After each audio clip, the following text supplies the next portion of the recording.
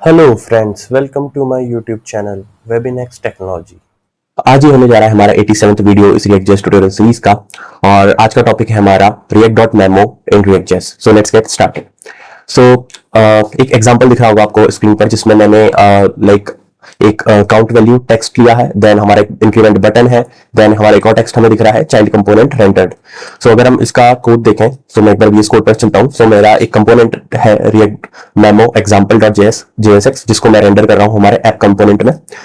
और इसमें मैंने बेसिक सा एक एग्जांपल ले रखा है, जिसमें मैंने एक H1 रेंडर कर रहा हूँ जो है मेरा काउंट वैल्यू, और उसके आगे मेरा एक काउंट शो रहा है। देन हमारा एक बटन है, बटन के इंक्रीमेंट बटन हमने ले रखा है। बटन के ऑन क्लिक पर हम एक हैंडल क्लिक फंक्शन को कॉल कर रहे हैं, और हैंडल क्लिक में बेसिकली हम क्या कर रहे हैं कि हमने एक स्टेट ले रखा है, और उस स्टेट को हम अपडेट कर रहे हैं बाय वन, इंप्लीमेंट कर रहे हैं हम बाय वन से, और देन उसी काउंट को हम करंट स्टेट को हम शो कर रहे हैं हमारे H1 के अंदर। सो ये मेरा एक बेसिक सा इंक्रीमेंट का मैंने काउंटर का एग्जांपल ले रखा है, इंक्रीमेंट काउंटर का एग्जांपल है। देन हमने एक चाइल्ड कंपोनेंट यहाँ पे रेंडर किया है। सो अब मैं देखता हूँ मेरे चाइल्ड कंपोनेंट के अंदर क्या है।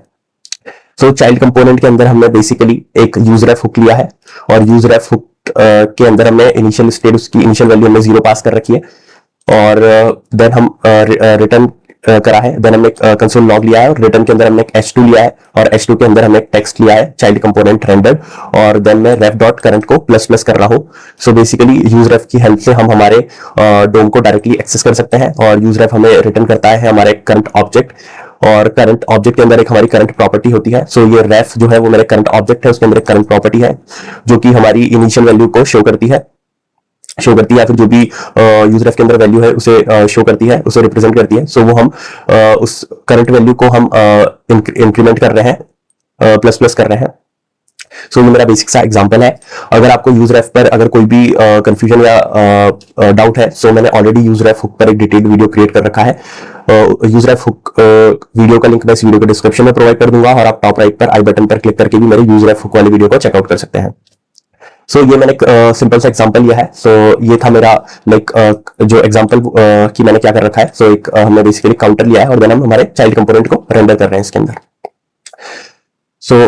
अगर मैं मेरे इंक्रीमेंट करूं, अगर मैं इंक्रीमेंट पे क्लिक कर रहा हूं, आप देख पा रहे होंगे कि मेरा काउंट वैल्यू 1 से इंक्रीज हुआ है, और देन हमारा चाइल्ड कंपोनेंट रेंडर भी इंक्रीज हुआ है।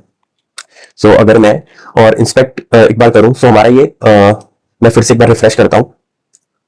इनिशियली जैसे ही मैंने रिफ्रेश करा, तो हमारा जो चाइल्ड कंपोनेंट है, और बेसिकली जब मैंने रिफ्रेश करा तो हमारा react memo example component render हुआ, उसके अंदर हमारा चाइल्ड कंपोनेंट भी है। वो भी रेंडर हुआ, और उसके अंदर हमारा एक कंसोल लॉग है। इस वजह से हमारा कंसोल लॉग हमें यहाँ पे मिल रहा है चाइल्ड कंपोनेंट। अब अगर मैं इस पर क्लिक करूं, इंक्रीमेंट करूं, इंक्रीमेंट करने पर मेरा बेसिकली क्या हो रहा है कि इंक्रीमेंट करने पर भी मेरा काउंट इंक्रीज हो रहा है, बट मेरा चाइल्ड कंपोनेंट लॉग मुझे प्रिंट हुआ। इट मींस हमारा चाइल्ड कंपोनेंट फिर से रेंडर हुआ। अब वो रेंडर इसलिए हुआ कि बेसिकली जब मैं बटन पर क्लिक कर रहा हूं, बटन के क्लिक करने पर हमारी स्टेट अपडेट हो रही है, और स्टेट अपडेट होने की वजह से हमारा री रेंडर ट्रिगर हो रहा है, और री रेंडर में ये हो रहा है कि हमारा रिएक्ट मेमो एग्जाम्पल री रेंडर हुआ है, और उसके री रेंडर होने की वजह से हमारा चाइल्ड कंपोनेंट भी फिर से री रेंडर हुआ है। बट अगर हम देखें, हमारे चाइल्ड कंपोनेंट के अंदर हमारा कुछ चेंज नहीं हुआ है। हमारा अगर हम टेक्स्ट देखें, वो एज इट इज मिल रहा है हमें। अगर फॉर अ वाइल अगर मैं देखूं कि मैंने बस यहाँ पे एक यूजर एफ हुक लिया है, यूजर एफ की मैं डायरेक्टली डोम्स के साथ एक्सेस कर रहा हूँ, इस वजह से ये अपडेट हो रहा है। अदरवाइज हमने कुछ चेंज नहीं किया है हमारे चाइल्ड कंपोनेंट के अंदर, बट स्टिल वो रेंडर हो रहा है। मैं फिर से अगर इंक्रीमेंट करता हूँ इंक्रीमेंट करता हूँ, तो फिर से मेरा चाइल्ड कंपोनेंट यहाँ पे लॉग मिला है, और मेरी ये वैल्यू भी इंक्रीज हो रही है। इट मींस मेरा जो हमारा पेरेंट कंपोनेंट है, जो हमारा रिएक्ट मेमो एग्जांपल जो कंपोनेंट है, वो एक पेरेंट कंपोनेंट है, उसके री रेंडर होने पर हमारे चाइल्ड कंपोनेंट भी रेंडर हो रहे हैं। जिस वजह से, और बल्कि इस केस में अगर जो हमारा अभी केस है, अगर हम देखें, हमारे चाइल्ड कंपोनेंट के अंदर कुछ भी हम चेंज नहीं कर रहे हैं, कुछ भी हमारा चेंज नहीं हो रहा है। जो भी चीज हमारी वो ऑलमोस्ट स्टैटिक है हमारी चीजें। पेरेंट कंपोनेंट के अपडेट होने पर, रेंडर होने पर, अगर हमारा चाइल्ड कंपोनेंट रेंडर हो रहा है आफ्टर इनिशियल रेंडर, ये हमारी परफॉर्मेंस को इंपैक्ट कर सकता है, क्योंकि हम अपडेट कर रहे हैं हमारे पेरेंट कंपोनेंट के अंदर, मैं स्टेट अपडेट कर रहा हूं, बट मेरा render child. Basically parent component के अपडेट होने पर हमारा चाइल्ड भी अपडेट हो रहा है। इवन हमने अगर हमारे चाइल्ड कंपोनेंट्स के अंदर कुछ चेंजेस नहीं हुए, तो फिर भी वो रेंडर हो रहा है, जस्ट बिकॉज ऑफ हमारा पेरेंट कंपोनेंट के अंदर हमारी स्टेट अपडेट हुई है। और इससे हमारा ये ये तो हमारी छोटी एप्लीकेशन है, बट एक लार्ज एप्लीकेशन में ये काफी परफॉर्मेंस को इंपैक्ट कर सकता है। सो इसी को, ये तो हमारा प्रॉब्लम हुआ और इसी का सोल्यूशन है हमारे पास React dot memo. React dot memo, तो अब हम देखते हैं कि रिएक्ट डॉट मेमो क्या होता है। सो इसको मैं थोड़ा सा जूम कर लेता हूं। So what is React dot memo? So first point हमारा, React dot memo is a high order component provided by React that memorize functional components.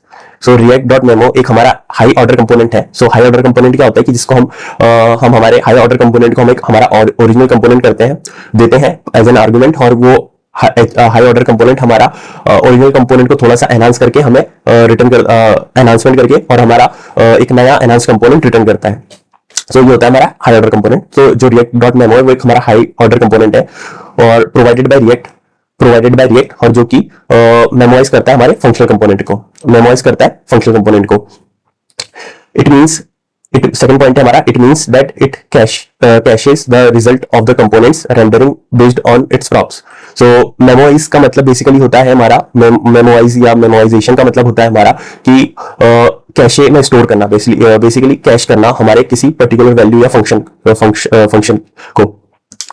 So it means that cash the result of the components rendering based on its props. So basically react dot memo हमारा result को cash कर component के result जो हमारा, अगर हम देखें, so it means that it cache the result of the components rendering based on its props. So props के बेसिस पर जो भी हमारा कंपोनेंट, सो बेसिकली ये हमारा रिएक्ट डॉट मेमो हमारे कंपोनेंट के रिजल्ट को कैश करके रख लेता है बेस्ड ऑन इट्स प्रॉप्स। सो अगर जो भी प्रॉप्स के बेसिस पे ये हमारे कंपोनेंट को कंपोनेंट रेंडर होता है उसके रिजल्ट को ये कैश करके रख लेता है, बेसिकली मेमोराइज करके रख लेता है।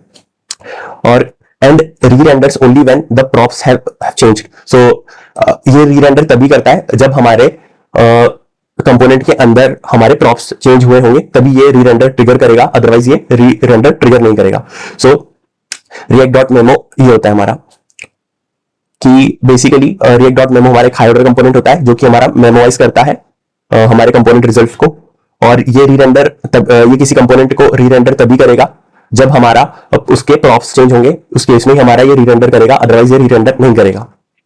सो अब देखते हैं कि जो हमारी प्रॉब्लम है कि हम अगर काउंट इंक्रीमेंट कर रहे हैं, सो इंक्रीमेंट करने के टाइम पर हमारा स्टेट अपडेट हो रहा है, और स्टेट अपडेट होने पे हमारा री-रेंडर ट्रिगर हो रहा है, और री-रेंडर की वजह से हमारा चाइल्ड कंपोनेंट भी रेंडर हो रहा है। सो ये और इसका सोल्यूशन है हमारे पास रिएक्ट डॉट मेमो, जिसकी हमने थ्योरी समझी। अब देखते हैं कि हम इसका यूज कैसे कर सकते हैं। सो इसका यूज काफी सिंपल है। सो हमें क्या करना है, जहां पे हम एक्सपोर्ट डिफॉल्ट चाइल्ड कर रहे हैं वहां पे हमें लिखना है रिएक्ट, और अगर मैं डॉट करता हूं तो मुझे यहाँ पे सजेशन आ रहा है मेमो का। और अगर मैं देखूं सो ये मुझे इसकी डेफिनेशन क्या बता रही है कि let's you skip re-render a component when its props are unchanged. So basically अगर इसके प्रॉप्स चेंज नहीं होंगे तो ये री-रेंडर को स्किप कर देगा। सो रिएक्ट डॉट मेमो, और इसे मैं पास कर दूंगा हमारा ये कंपोनेंट, बेसिकली जो कि चाइल्ड कंपोनेंट पास कर दिया मैंने। Then control S save. Server हमारा ऑलरेडी अप एंड रनिंग है, इसको मैं थोड़ा सा जूम आउट कर देता हूं। सो अब आपको अच्छे से दिख रहा होगा। सो ये बेसिकली हमारा चाइल्ड कंपोनेंट है और इसे हम रेंडर कर रहे हैं हमारे रिएक्ट मेमो एग्जांपल में, और रिएक्ट मेमो एग्जांपल हमारा रेंडर हो रहा है हमारे ऐप के अंदर mainly. So control S save. So मेरा server already up and running है, ब्राउजर पर चलता हूं। सो मैं एक बार रीलोड करूंगा। सो इनिशियल रेंडर पे हमारा दोनों कंपोनेंट रेंडर होंगे, सो उस वजह से हमें चाइल्ड कंपोनेंट का लॉग मिल रहा है। अब मैं इसको एक बार कंसोल मैंने क्लियर कर लिया है। अब मैं जैसे ही इंक्रीमेंट पे क्लिक करता हूं, सो आप देखेंगे कि मुझे कोई लॉग नहीं मिल रहा है, और साथ में मेरा यहाँ पे भी कोई इंक्रीमेंट नहीं हो रहा है। सो इट मींस हमारा चाइल्ड कंपोनेंट रेंडर नहीं हो रहा है, इवन हमारी स्टेट अपडेट हो रही है। फिर से मैं एक बार ट्राई करता हूँ, फिर से मैंने इंक्रीमेंट करा है, एक और बार इंक्रीमेंट करता हूँ। सो हम देख सकते हैं कि हमने इंक्रीमेंट करा है, बट ना ही हमें कंसोल लॉग मिल रहा है और ना ही हमारा ये काउंटर इंक्रीज हो रहा है। सो रिएक्ट मेमो की हेल्प से क्या हुआ कि अगर हम देखें, सो हमारा child component as it is था, हमने यहाँ पे कोई प्रॉप पास किया ही नहीं है। सो इट मींस हमारे कोई प्रॉप चेंजेस नहीं हुए, और अगर प्रॉप्स चेंज नहीं हुए, सो एज पर डेफिनेशन अगर हमारे कंपोनेंट के अंदर प्रॉप्स चेंज नहीं हुए तो हमारा री-रेंडर ट्रिगर ही नहीं होगा।